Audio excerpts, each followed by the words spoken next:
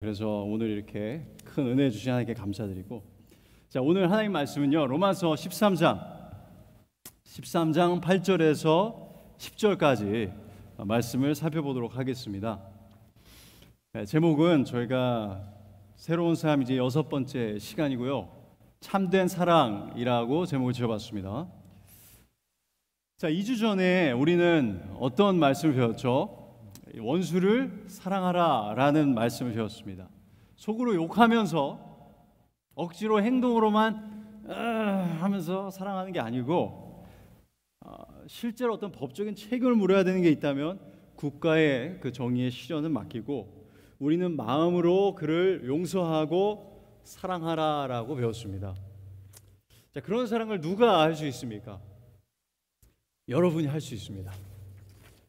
그리스도의 사랑을 받은 여러분과 제가 할 수 있습니다. 완벽하진 않아도 우리는 그렇게 사랑할 수 있습니다. 그리고 그렇게 사랑을 해야 합니다. 이것이 우리의 주님께서 우리에게 원하시는 것이기 때문에 그렇습니다. 자, 그리고 저번 주에는 우리가 줌으로 설교를 했지만 국가의 이 정의를 실현하는 1차적인 역할이 있다는 것을 배웠습니다. 하나님께서 그 역할을 국가에게 일임하셨다라는 것을 배웠고요. 범죄 행위에 대한 그래서 처벌은요, 우리 개인이 하는 것이 아니라 국가가 하는 것이다라는 것을 배웠습니다. 그리고 우리는 국가에 무엇을 해야 된다고 배웠죠? 순종, 복종해야 된다라는 것을 배웠습니다. 이것도 우리가 할 수 있습니다. 우리는 국가의 일원으로서 정부의 리더십에 순응하되 진리를 사랑으로 말할 수도 있어야 합니다. 완벽한 정부는 지금은 없지만 그래도 우리는 정부에 순종하는 것이 하나님께서 원하시는 우리의 새로운 삶이라는 것을 이해하고 그렇게 살아야겠습니다. 자, 그리고 오늘 본문은 이제 다시 사랑으로 돌아옵니다. 그리고 다음 주에는 저희가 13장을 마무리할 텐데요, 다음 주 설교의 이제 골자는 예수님께서 다시 오실 날이 어느 때보다 가까워졌으니까 새로운 삶을 사는데 더욱 정진하자라는 말씀입니다. 자, 그럼 이제 오늘은 다시 사랑에 대해서 살펴보도록 하겠습니다. 오늘 본문에는요, 사랑에 대한 아주 중요한 두 가지 가르침을 우리에게 주고 있습니다. 첫 번째는 사랑의 빛을 지는 것, 그리고 두 번째는요, 율법과 사랑의 관계가 두 가지 중요한 진리입니다. 자, 그럼 오늘 본문을 먼저 살펴보고요, 사랑의 빛을 지라라는 말씀에 대해서 먼저 살펴보도록 하겠습니다. 자, 그럼 본문 말씀 읽겠습니다. 로마서 13장 8절에서 10절입니다. 피차 사랑의 빛 외에는 아무에게든지 아무 빛도 지지 말라. 남을 사랑하는 자는 율법을 다 이루었느니라. 간음하지 말라, 살인하지 말라, 도둑질하지 말라, 탐내지 말라 한 것과 그 외에 다른 계명이 있을지라도 내 이웃을 내 자신과 같이 사랑하라 하신 그 말씀 가운데 다 들었느니라. 사랑은 이웃에게 악을 행하지 아니하나니 그러므로 사랑은 율법의 완성이니라. 자, 그러면 사랑의 빛을 지라라는 말씀을 먼저 볼 텐데요, 본문 8절은요, 피차 사랑의 빛 외에는 아무에게든지 아무 빛도 지지 말라라고 말하고 있습니다. 자, 물론 교회 내에서요, 서로 돈을 빌리고 빌려주는 그런 일은요, 그렇게 이상적이지는 않습니다. 은행이 있기 때문에도 그렇고요, 또 사랑을 담보로, 그렇죠, 그리스도인의 사랑을 담보로 사기를 칠 수 있는, 그리고 사기를 당할 수 있는 그런 상황들이 발생할 수 있기 때문에 그렇습니다. 또 성도들 간에 불필요한 갈등으로 이어질 수 있는 우려가 있기 때문에 우리가 서로에게 돈을 빌려주는 일은 그렇게 이상적이지는 않습니다. 그러나 성경은 우리가 돈을 빌리는 것 자체를 금하지는 않습니다. 그러나 돈을 열심히 빌리라 라고 권하지도 않습니다. 돈을 빌리면 빌려준 사람의 하인처럼 되는 거다라고 성경은 가르치는데요, 우리가 잠언 22장 7절을 보면 이렇게 말하고 있습니다. 부자는 가난한 자를 주관하고 빚진 자는 채주의 종이 되느니라. 자, 그렇기 때문에 우리는 돈을 빌렸을 때에는 마음을 놓지 말고 어서 그 빚을 갚기 위해서 열심히 일하는 것이 지혜롭습니다. 빨리 갚아서 없애는 게 지혜롭습니다. 그리고 불필요한 대출은 받지 않고 만족하며 돈을 모아서 생활을 하는 것이 성경의 가르침이다라고 할 수 있습니다.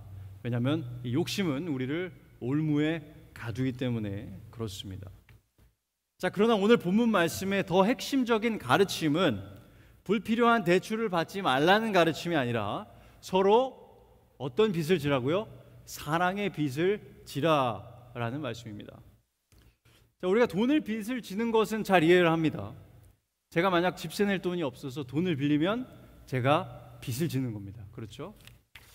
자, 그런데 사랑을 빚지는 것은 무엇일까요? 한번 생각해 보시 바랍니다. 돈은 내가 필요해서 빌리는 것이 빚지는 것인데 사랑도 그럼 내가 필요해서 빌리는 것이 빚을 지는 것일까요? 사랑 좀 주세요 해서 사랑 좀 받아오고, 자, 그럼 사랑도 빚을 지면 돈을 빚진 것처럼 항상 그것을 갚아야 한다는 그 부담감과 그 스트레스를 가지고 살아야 한다, 그런 말일까요? 그런 말은 아닙니다. 사랑을 빚지는 것은요, 기본적으로 사랑을 받는 것을 말합니다. 내가 사랑을 받았으니까 사랑의 빚을 진 겁니다. 그러면 사랑의 빚을 지라라는 말은요, 사랑을 받으라는 그런 말입니다. 자, 그런데 이 본문에서 중요한 부분이 있습니다. 그것은 뭐냐면 피차라는 단어입니다. 피차, 서로 사랑의 빚만 지라라고 바울은 명하고 있습니다. 이것을 서로 사랑하라라는 명령으로 우리가 단순하게 이해할 수도 있는데, 피차라는 단어를 잘 생각해 보면 이렇게 생각해 볼 수 있습니다. 피차, 사랑의 빚을 지는 것은요, 서로 사랑을 주고 받으라라는 말입니다. 그러니까 다른 사람을 사랑하라라는 명령과 다른 사람에게 사랑을 받으라라는 명령이 동시에 들어있다고 볼 수 있습니다. 다르게 말씀드리자면 사랑을 주되 바라는 것 없이 주고, 사랑을 받되 약점 잡힌다는 그런 생각 없이 받으라는 겁니다.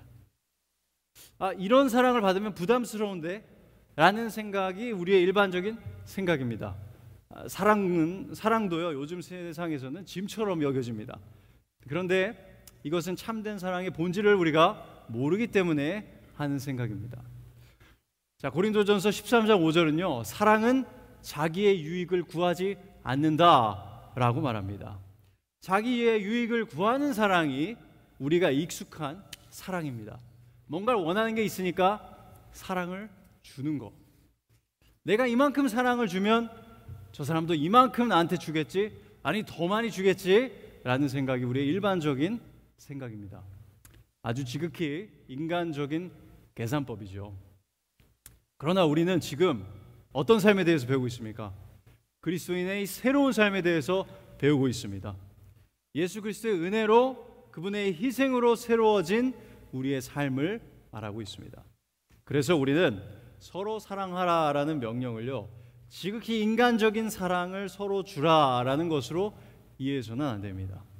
내가 이만큼 줬으니 이제 네 차례야 하고 기다리는 것이 아니라 우리는 대가 없이, 바라는 것 없이 사랑을 주어야 합니다. 자, 누가 어떤 행동으로, 어떤 마음으로 예수님의 사랑을 다 갚을 수 있겠습니까? 우리가 예수님의 사랑을 받았는데, 우리가 예수님의 사랑을 받은 것도 예수님에게 사랑을 빚진 겁니다. 빚을 져서 갚으려면 뭘 줘야 되나요?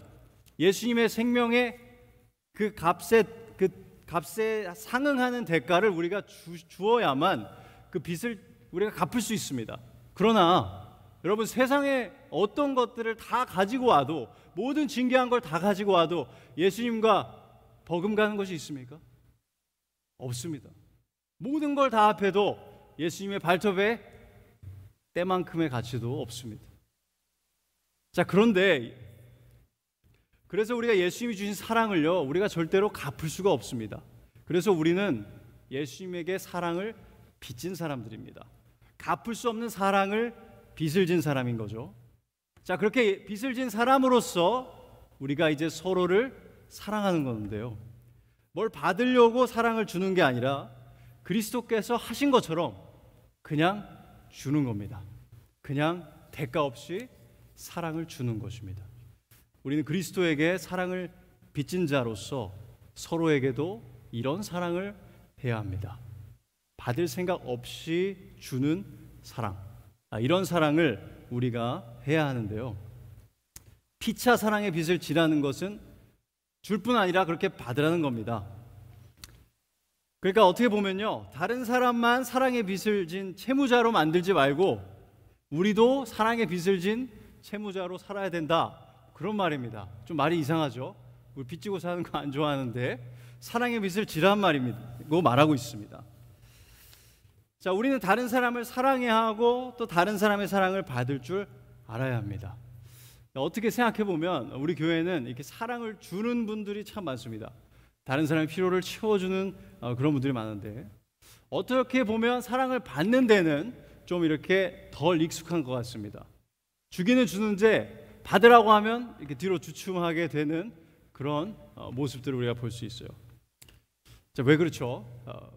우리가 이 살아온 게, 이 세상의 규칙이 뭘 받으면 약점이 잡힌다, 이런 생각이 좀 있습니다. 받을 만큼 꼭 돌려줘야 된다, 그런 생각이, 그런 관념이 있습니다. 그래서 사랑을 주는 거는 괜찮은데 이 받는 거는 부담스럽다, 이거죠. 자, 그런데 여러분, 우리가 사랑을 받지 않으면 우리가 피차 사랑을 할 수가 없습니다. 피차 사랑을 하려면요, 주고 또 받기도 해야 됩니다. 그런데 받을 생각 없이 주고 되갚아야 된다는 의무감을 없이 받아야 합니다. 그렇게 서로 사랑을 주고받으면 그것이 천국의 모형입니다. 우리가 천국에 가면 이렇게 순수하게 사랑을 받고 사랑을 할 것입니다. 그리고 우리 그리스도인들은 이렇게 사랑하기 시작할 수 있는 출발을 한 것입니다. 우리가 그리스도인이기 때문에 그렇습니다. 여러분, 과거에 매여서 전처럼 생각하고 살아서는 안 됩니다. 우리는 이제 완벽해져 있을 미래의 그 영화된 모습을 상상하면서 새롭게 생각하고 새롭게 살아야 합니다. 전처럼 조건적으로 사랑하고 사랑을 받는 것은 우리가 더 이상 해서는 안 됩니다. 이제는 무조건적으로 사랑하고 무조건적으로 사랑을 받아야 합니다. 오늘 본문은 우리에게 강하게 명하고 있습니다. 피차 사랑의 빚을 지라라고 말입니다. 그 외에 다른 빚은 지지 마십시오. 그러나 우리는 평생 그리스도의 사랑의 채무자로서 살아야 하고 서로의 사랑의 채무자로서 살아야 합니다. 자, 그래서 우리는 사랑을 주는 것뿐 아니라 받기도 해야 됩니다. 그것을 꼭 기억하시기 바랍니다. 자, 그럼 이런 사랑은 누구에게 주어야 하나요? 먼저 그리스도인 간에서 가장 크게 적용이 됩니다. 그러나 우리가 다른 사람들과의 관계에서도, 심지어 원수와의 관계에서도 우리는 그런 사랑을 줄 수 있어야 합니다. 우리는 예수님에게 받은 그대로 다른 사람에게 사랑을 주면서 살아야 하고, 그것이 우리의 새로운 삶의 사랑의 모습입니다. 자, 여러분, 근데 이런 생각 들지 않나요? 어떻게 그렇게 사랑하고 사랑을 받으면서 삽니까? 현실적으로 그게 불가능하지 않나요? 부부간에도 그게 잘 안 되는데, 그렇죠? 자, 근데 여러분, 우리는 누구죠? 우리는 죄인입니다. 아직 우리의 육신이 시퍼렇게 살아있죠. 그래서 우리의 새로운 마음과 죄악된 옛 마음 간에 끊임없는 전쟁이 있는 것이 사실이고 팩트입니다. 그러나 또 다른 팩트 체크를 우리가 하나 해야 됩니다. 로마서 12장 1절 다시 한번 읽어볼게요. 그러므로 형제들아, 내가 하나님의 모든 자비하심으로 너희를 권하노니 너희 몸을 하나님이 기뻐하시는 거룩한 산 제물로 드리라. 이는 너희가 드릴 영적 예배니라. 여러분, 하나님의 모든 자비하심을 받으셨죠. 하나님께서 창세전 여러분을 택하셨죠. 그리고 우리 모두에게 복음 전도자를 보내주셔서 복음을 듣게 하셨습니다. 복음을 듣고 믿음이 생기게 해주셨고, 우리 안에 성령님이 내주하기 시작하셨습니다. 그리고 성령님은 우리 안에서 우리의 성화를 이루어 가시고 계십니다. 그리고 언젠가 예수님께서 다시 오셔서 우리를 영화롭게 하실 것입니다. 맞죠? 이것도 팩트입니다. 자, 우리는 여전히 두 발이 땅에 딱 붙어있는 지극한 인간입니다. 지극히 인간적인 인간인데요, 그러나 우리는 하나님의 놀라운 자비하심과 은혜를 입은 자들입니다. 그러니 우리는 그 말은 좋지만 우리는 어쩔 수 없어 라는 생각으로 이렇게 땅바닥을 보면서 살아서는 안 됩니다. 되려 그럼에도 불구하고 라는 생각으로 하늘을 바라보면서 그렇게 살아야 합니다. 나는 아직 죄된 습성을 가지고 있지만 그럼에도 불구하고 하나님의 은혜를 입었기 때문에 이런 사랑을 해야지, 할 수 있어 라고 생각을 해야 합니다. 여러분, 우리는 할 수 있고요, 해야 합니다. 그래서 항상 현실을 직시하게 될 때 어떻게 해야 된다고요? 이게 나지 하고 밑에를 쳐다보지 마시고, 그럼에도 불구하고 고개를 치켜 세우고 우리의 미래를 바라보면서, 우리 예수 그리스도를 바라보면서 다시 그 사랑을 해야 합니다. 자, 그렇게 우리가 서로 사랑하는 아름다운 그리스도의 몸이 되어가기를 소망해 봅니다. 자, 그러면 이제 두 번째, 사랑에 대한 두 번째 진리를 살펴볼 텐데요, 사랑과 율법의 관계에 대해서 살펴보도록 하겠습니다. 오늘 본문 8절에서 10절에 계속해서 반복되는 내용이 있는데요, 바로 이 사랑과 율법의 관계입니다. 한번 다시 볼까요? 8절은 이렇게 말하죠. 남을 사랑하는 자는 율법을 다 이루었느니라. 자, 9절은 뭐라고 얘기하죠? 모든 계명이 가늠하지 말라, 살인하지 말라, 도둑질하지 말라, 탐내지 말라 한 것과 그 외에 다른 계명이 있을지라도 내 이웃을 내 자신과 같이 사랑하라 하신 그 말씀 가운데 다 들었느니라, 이렇게 얘기하고 있습니다. 그리고 10절은요, 사랑은 율법의 완성이니라 라고 말하고 있습니다. 자, 8절은 우리가 서로에게 사랑의 빚을 져야 하는 이유가 사랑하는 자는 율법을 다 이룬 것이기 때문이다 라고 말하고 있는 것이고, 9절은 10계명의 이웃에 대한 계명들이 내 이웃을 내 몸과 같이 사랑하라 하신 말씀에 다 들어있다 라고 말하고 있고요, 10절은 8절과 마찬가지로 사랑은 율법의 완성이다 라고 말하고 있습니다. 자, 율법은 하나님께서 모세를 통해서 이스라엘에게 주신 법령들입니다. 이 모세 율법의 요약본이 바로 10계명이라고 할 수 있어요. 그리고 오늘 9절에는 10계명 중에 4가지가 나와 있습니다. 그럼 사랑하라라는 명령에 순종하는 것이 율법을 다 이루는 것이다 라는 8절의 말씀과 사랑하라라는 명령에 모든 율법이 다 들어있다라는 9절의 말씀, 사랑은 율법의 완성이다 라는 10절의 말씀의 뜻은 무엇일까요? 그런 것을 저희가 한번 살펴보도록 하겠습니다. 먼저 남을 사랑하는 자는 율법을 다 이루었다 라는 말씀을 생각을 해보겠습니다. 우리가 이제 10절의 말씀과도 우리가 일맥상통하는데요, 여기서 율법을 다 이루었다라는 것은 사랑을 하는 사람은 이제 율법이 전혀 필요가 없다라는 말을 하는 것이 아닙니다. 그러니까 사랑하는 자는 이제 율법의 조항들을 전혀 신경 쓸 필요도, 알 필요도 없고 사랑만 하면 된다라는 말이 아니라는 것입니다. 이런 생각은 자칫 잘못하면 이 방종주의로 빠질 수가 있습니다. 자, 방종주의라는 것은 무법한 삶을 말합니다. 법이 없이 사는 건데요, 방향성을 잃고 마음 가는 대로 어떤 짓이든 하는 것을 말합니다. 이렇게 말할 수 있어요. 나는 이제 예수님을 사랑하니까 율법을 지킬 필요가 없어, 그냥 내 마음대로 살아도 예수님만 사랑하면 돼 라는 모순적인 말을 하게 됩니다. 그러나 이렇게 예수님을 사랑한다 하면서 예수님의 말씀에는 순종하지 않는 사람들을 예수님은 부인하셨습니다. 누가복음 6장 46절에 예수님이 이렇게 말씀하시죠. 너희는 나를 불러 주여 주여 하면서도 어찌하여 내가 말하는 것을 행하지 아니하느냐, 이렇게 말씀하셨어요. 그러고 나서 이렇게 듣고 행하지 않는 사람들을 무엇에 빗대셨죠? 반석이 아니라 흙 위에 집을 지은 사람이라고 말씀하셨습니다. 그래서 비가 오고 태풍이 불면 그 집이 다 무너져 없어진다라고 말씀하셨습니다.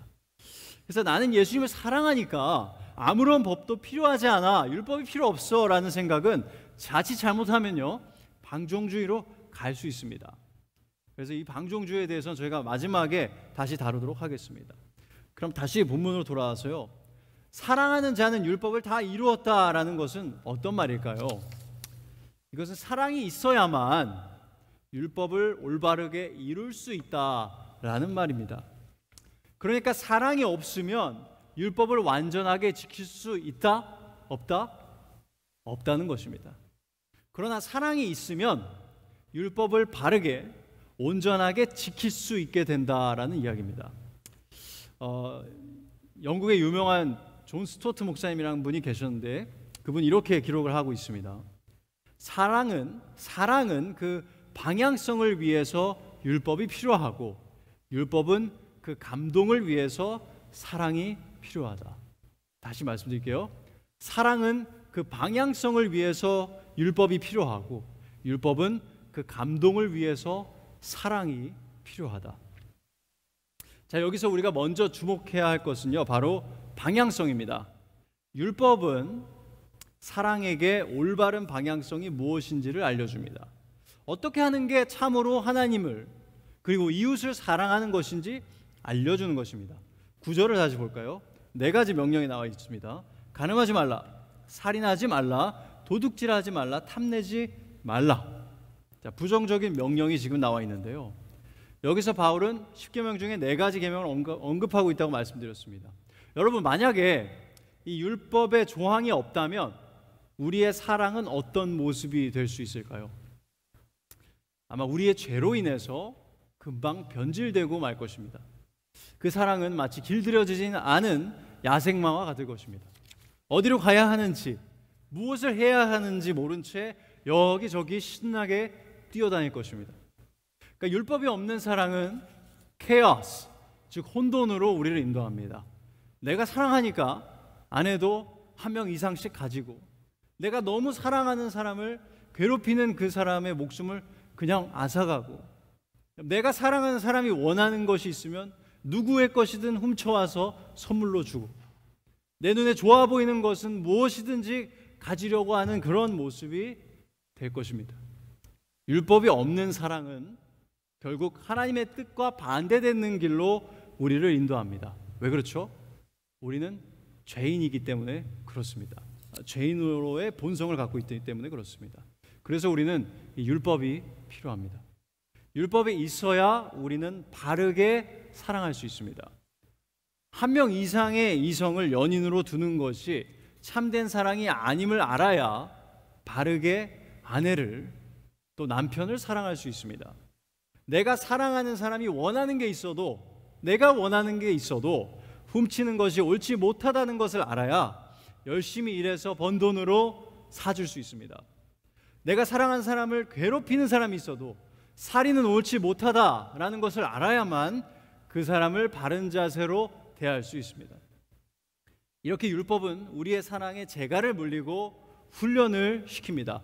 그래서 우리가 올바른 방향으로 사랑할 수 있도록 만들어줍니다.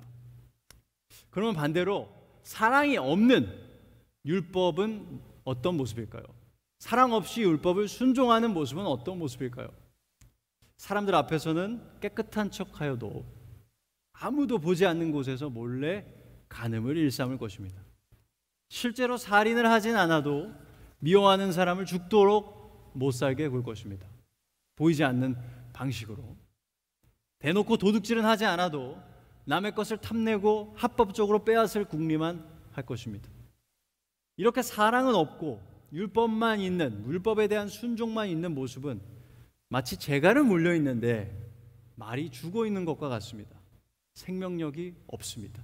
그냥 겉만 있고 속은 가짜인 것입니다. 이런 모습을 우리가 형식주의다라고 부릅니다. 형식은 있지만 뭐가 옳고 그른지는 알지만 참된 사랑이 없는 것입니다. 실제로 하나님을 기쁘시게 하고자 하는 마음은 없는 것이고 실제로 이웃을 향한 사랑의 마음은 없는 것입니다. 바로 이 점을 오늘 본문 9절이 지적하고 있습니다. 이런 계명들이 다 있을지라도 내 이웃을 내 자신과 같이 사랑하라 한 말씀 가운데 다 들었느니라 라고 9절은 말하고 있습니다. 이웃을 사랑하라는 명령에 앞선 명령이 다 들어있다라는 것은 참으로 사랑을 한다면, 진짜 사랑이 있다면 이런 명령들을 모두 지키게 된다라는 것입니다. 이런 면에서 이웃을 내 자신과 같이 사랑하라는 명령은요, 모든 계명의 핵심일 뿐 아니라 요약본이다라고 할 수도 있습니다. 그래서 사랑이 없이는 율법을 이룰 수 없고 완성시킬 수가 없습니다. 그러나 동일하게 율법이 없이는 사랑은 길을 잃습니다. 그래서 율법은 올바른 형식이고 사랑은 올바른 마음이자 동기입니다. 이것이 사실상 8절과 9절과 10절에 나오는 율법과 사랑의 관계의 핵심입니다. 율법은 남을 사랑하는 마음이 있어야만 제대로 이룰 수가 있습니다. 그러니 사랑하는 마음이 있다면 율법을 지킨다라고 예수님 말씀하시는데요, 요한복음 14장 23절에서 이렇게 말씀하시죠. 예수께서 대답하여 이르시되 사람이 나를 사랑하면 내 말을 지키리니 내 아버지께서 그를 사랑하실 것이요 우리가 그에게 가서 거처를 그와 함께 하리라. 여러분, 우리가 그래서 하나님을 사랑하면 하나님의 말씀을 지키는 것처럼 우리가 이웃을 사랑하면 이웃을 향한 하나님의 말씀을 지키는 것이 옳은 것입니다. 그러나 만약 이웃을 사랑한다 하면서 하나님의 말씀은 지키려 하지 않는다면 그것은 참된 사랑이라고 할 수 없습니다. 자, 마지막으로 10절을 보고 마치도록 할 텐데요. 10절은 이렇게 말합니다. 사랑은 이웃에게 악을 행하지 아니하나니 그러므로 사랑은 율법의 완성이니라. 사랑이 율법의 완성이다라는 것은 아까 말씀드렸듯이 8절에서 남을 사랑하는 자는 율법을 다 이루었느니라 라는 말씀과 동일한 의미를 가지고 있습니다. 참된 사랑으로 율법을 지키는 자는 율법을 다 지킨 것이고 다 이룬 것입니다. 그와 반대로 되는 것은 사랑 없이 율법을 지키는 것입니다. 형식주의죠. 그래서 여러분, 우리는 여기서 율법과 사랑의 관계를 다시 보게 됩니다. 율법은 하나님의 속성에 기반해서 주어진 도덕적인, 윤리적인 강령들입니다. 이런 율법은 사랑에게 분명한 방향성을 알려줍니다. 그리고 사랑은 이 올바른 방향성을 향해 나아가게 하는, 즉 순종하게 하는 동기로서 작용을 합니다. 그래서 찰스 스펄저 목사님은요, 이렇게 말씀하고 계십니다. 순종의 핵심은 마음에서 우러나와 행동을 유발하는 사랑이지 그 행동 자체가 아니다. 사랑은 순종이란 팔찌에 있는 가장 귀중한 보석이다.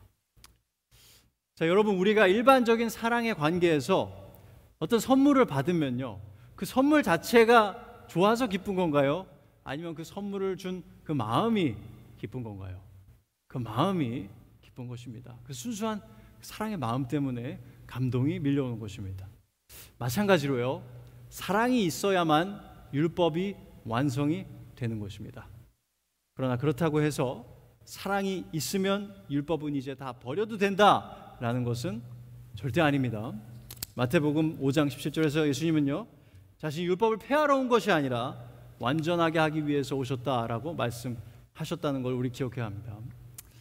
여러분, 그래서 우리는요, 구약과 신약에 나와 있는 이 하나님의 속성을 대변하는 도덕적인, 윤리적인 명령들을 그냥 가볍게 여겨서는 안 됩니다. 그 명령들이 우리의 사랑을 바른 길로 인도해주는 나침반의 역할을 하기 때문에 그렇습니다.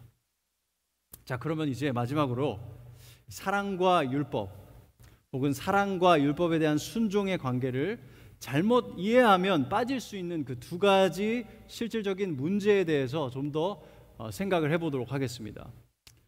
제가 아까 말씀드린 것처럼 사랑에만 극단적으로 치중하고 율법을 무시하면요, 방종주의가 될 수 있다라고 말씀드렸습니다. 이것은 나는 구원을 받았으니까, 혹은 나는 하나님을 사랑하니까 율법은 다 어겨도 괜찮아 와 같은 생각입니다. 아주 극단적인 사상이고요, 이단적인 사상입니다. 그런데 이 정도로 극단적인 이 방종주의는 실제 기독교 교회 내에서는 찾아보기가 쉽지가 않습니다. 어느 교회에 갔는데 여러분 이제 구원받았으니까 마음껏 죄 지으십시오 라고 설교하는 곳은 사실 거의 없다고 봐야 됩니다. 그러나 우리가 쉽게 찾아볼 수 있는 게 있는데, 그것은 뭐냐면 방종주의적인 성향입니다. 방종주의적인 성향은요, 어느 교회에서나 찾아볼 수 있고요, 우리도 그런 성향을 가지고 있는 사람들이 있고 그럴 때도 있고 또 다른 쪽으로 갈 때도 있습니다. 잘 생각해 보시면 좋겠습니다. 자, 방종주의적인 성향은요 무엇이냐면 죄를 마음껏 지어도 된다라는 것에는 반대를 하지만 율법이나 약속이나 규칙에 대한 반감을 가지는 성향을 말합니다. 율법과 순종에 집중하다 보면 사랑을 잃어버리고 율법주의적인 모습으로 변질될 수 있다라고 우려하기 때문에 그렇습니다. 자, 그러면 반대. 자, 방종주의적인 성향 반대에는 뭐가 있냐면 율법주의적인 성향이 있습니다. 자, 율법주의적인 성향을 보기 전에 율법주의를 먼저 볼게요. 율법주의는 행위를 통해서 구원을 얻어낼 수 있다라고 믿는 이단적인 사상입니다. 이것은 오직 믿음으로 구원을 받을 수 있다는 성경의 가르침과 정면으로 부딪히는 거짓 복음이죠. 그러나 율법주의는 흔하지 않아도 율법주의적인 성향은 굉장히 흔합니다. 그것은 뭐냐면 구원은 믿음으로 얻는다라는 것을 믿지만 형식과 규칙, 외적인 행동에 과도하게 집착하는 태도와 성향을 율법주의적인 성향을 가졌다라고 우리가 표현할 수 있습니다. 그래서 율법주의적인 삶은요 사랑이 없는 것은 아닙니다. 하지만 사랑보다 죄책감, 의무감에 사로잡혀서 신앙생활을 하는 것을 말합니다. 그래서 일반적으로 이렇게 율법주의적인 그리스도인들은요 자기도 모르게 다른 사람을 쉽게 정죄하고 보여지는 것으로 쉽게 판단하는 그런 경향이 있습니다. 쟤는 저걸 안 하네, 이 사람은 저걸 안 하네, 저 사람은 저걸 하네 하면서 판단하는 거죠. 그리고 스스로도요 보여지는 그 기준에 못 미치면 굉장히 힘들어하고 죄책감이 쉽게 사로잡히고 맙니다. 반대로 방종주의적인 그리스도인들은 율법주의적인 사랑과 있으면 굉장히 답답해하고요. 그리고 굉장히 자유로워 보이지만 어떤 정해진 기도나 성경 묵상의 습관이 없기 때문에 하나님을 아는 지식에서 잘 자라지 못하고 그렇기 때문에 성경적인 분별력을 잘 가지지 못하는 경우가 있습니다. 그래서 우리는 오늘 말씀이 가르치는 것을 잘 기억해야 합니다. 율법은요 방향성을 가르쳐주고 사랑은 완벽한 동기입니다. 율법을 그리고 하나님의 말씀을 놓치면 방종주의적인 성향이 강해지고요, 사랑이라는 동기를 놓치면 율법주의적인 성향이 강해집니다. 그래서 우리는 이 율법과 사랑이 동시에 필요합니다. 둘 다 꼭 있어야 합니다.